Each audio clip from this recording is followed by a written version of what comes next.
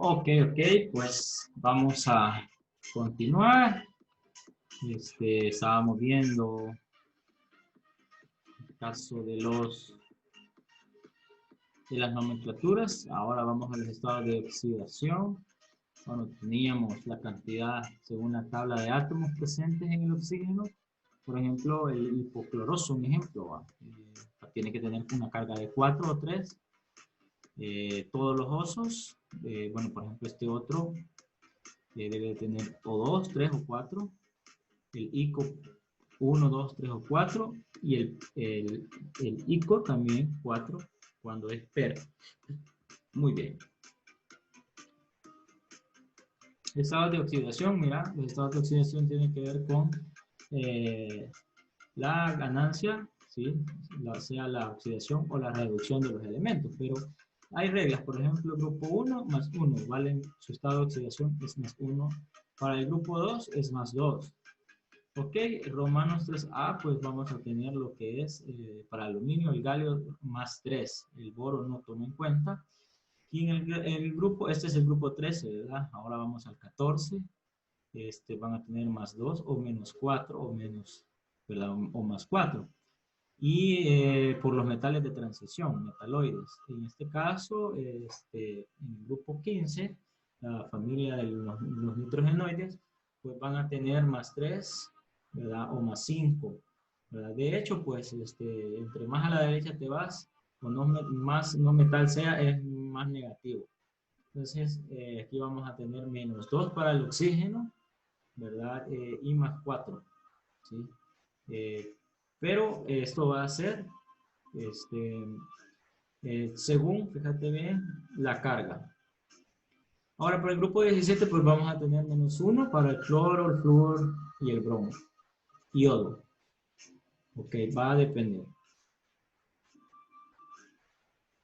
Ok, ahora nos vamos a la nomenclatura de los ácidos.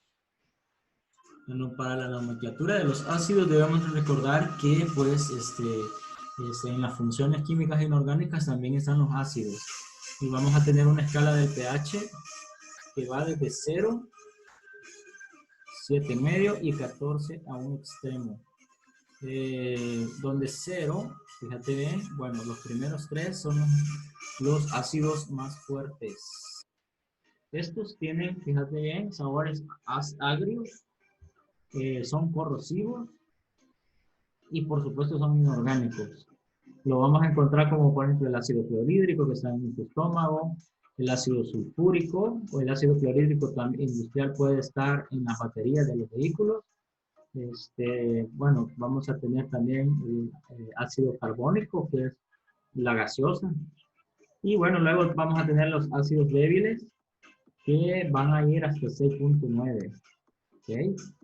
Ok, aquí vamos a tener, por ejemplo, jugo de tomate en el 2,5, 3, jugo de limón, jugo de sandía, ¿verdad? Algunas bebidas azucaradas, etc.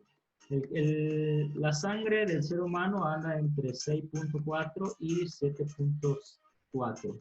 Igual la saliva. El cuerpo humano debe de estar en un pH casi neutro.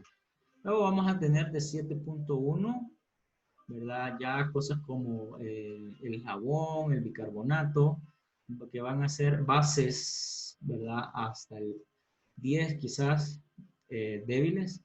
Vamos a tener las bases débiles. Y estos dijimos que iban a ser los ácidos débiles. Ácidos débiles. Y estos últimos vamos a tener lo que son los ácidos fuertes o hidróxidos. ¿Sí? Ok. Vimos lo que eran los elementos ternarios, ¿verdad? Aquí ya tenemos elementos ternarios, como por ejemplo el hidróxido de calcio, el hidróxido de sodio. Bueno, y si te fijas bien en la nomenclatura para los hidróxidos, pongo el OH al final y digo hidróxido de, ¿verdad? Y menciono el metal. ¿Sí? Puedo tener, por ejemplo, hidróxido de potasio. ¿Ok? Entonces, esa es la nomenclatura para los hidróxidos. Y para los ácidos, pues, van a empezar con H, ácido clorhídrico, ácido sulfúrico, ¿sí? Ácido nítrico, ¿sí? Y mira la nomenclatura, la H va primero, pero no digo hidrógeno de cloro, ¿verdad? Sino que digo ácido clorhídrico, ¿sí?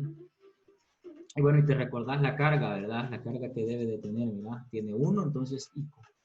Ahora, sulfúrico tiene 2, también es válido. Nítrico, tiene 1, ¿verdad? Es válido también. Entonces, va a depender de la carga del ácido del hidrógeno para nombrar, fíjate bien, para ponerle un nombre. Ok, según la nomenclatura tradicional.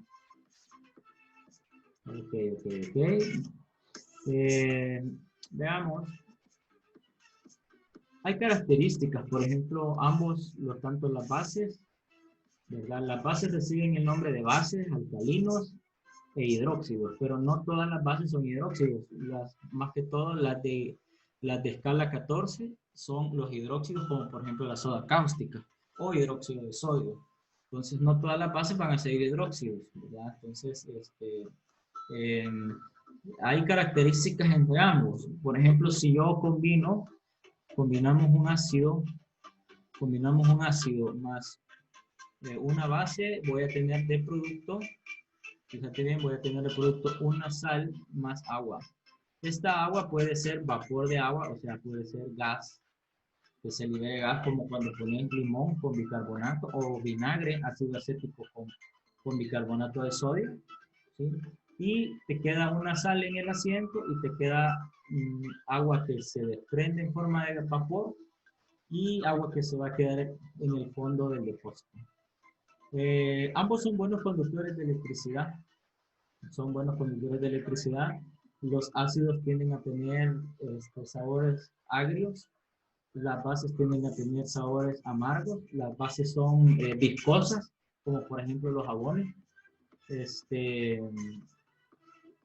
Al combinarse, fíjate bien, se neutralizan unos a otros, pero va a depender del grado. Por ejemplo, si yo quiero neutralizar, ¿verdad? Un ácido grado 1 con una base grado 8, entonces no le voy a hacer mucho, ¿verdad? Ok, tengo que ocupar, fíjate bien, características para neutralizar. Por ejemplo, el agua es neutro, el agua desmineralizada, ¿sí? El agua pura que le conocemos es neutro. Y si yo, por ejemplo, cuando me arde el estómago, pienso que tomando agua, el ácido clorhídrico que está en mi estómago va a disminuir, pues sí lo va a hacer, pero es mínimo. Lo que estoy haciendo es diluirlo nada más, ¿verdad? Aumentando el volumen y haciendo que ese ácido llegue a mi esófago. Ok, entonces eso es con relación a los ácidos. Bueno, para calcular un ácido tenemos que utilizar la siguiente ecuación. Potencial de hidrógeno, quiere decir pH, va a ser igual a menos logaritmo por la concentración de iones de hidrógeno en moles.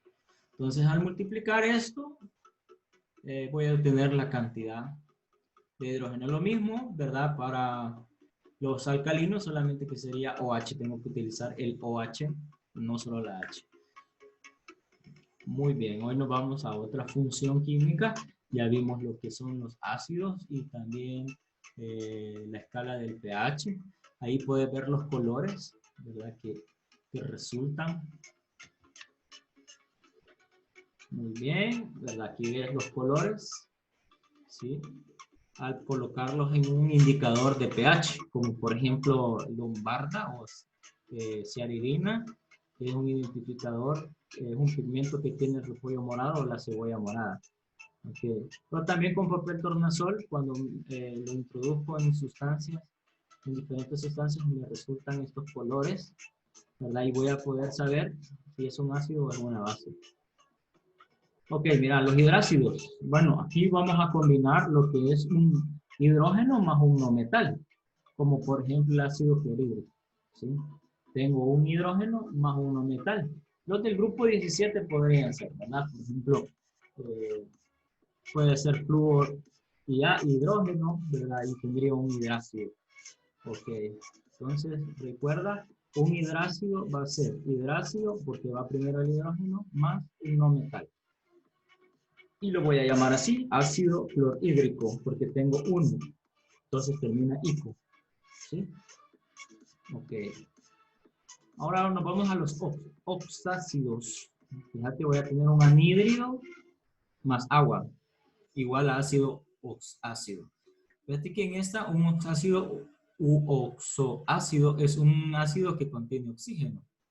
Entonces, es un compuesto que contiene hidrógeno, oxígeno y al menos otro elemento, ¿verdad? Con algún átomo de hidrógeno unido al oxígeno y puede disociarse para producir un catión H+, y el anión del ácido. Entonces, un anhídrido quiere decir eso, ¿verdad? Más agua me produce un oxácido. ¿Sí? Un anhídrido es la combinación, fíjate bien, de oxígeno, hidrógeno y otro elemento. ¿Sí?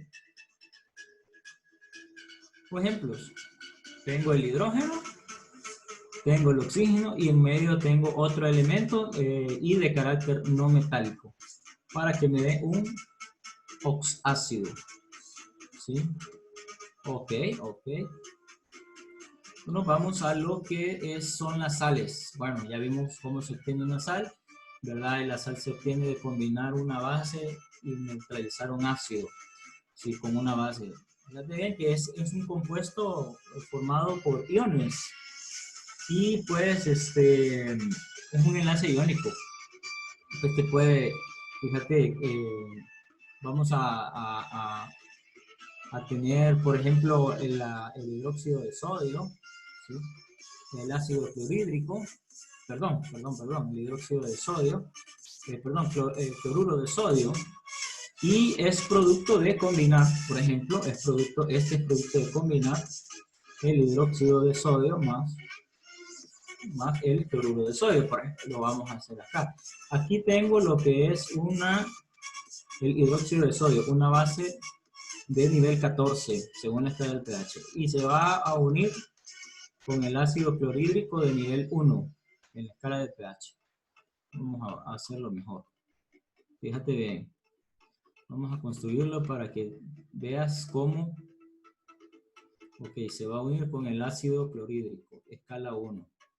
¿Y qué me va a producir? Me va a producir una sal más agua. Entonces, ¿qué voy a obtener? Es una ecuación química o un tipo de ecuación química de doble desplazamiento. Hay de desplazamiento sencillo.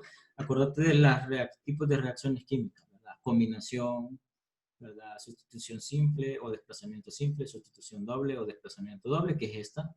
Y también a esta se le llama reacción de neutralización. Y mi producto es sal. Mi producto es sal. Entonces, cuando hago la combinación, me voy a dar cuenta que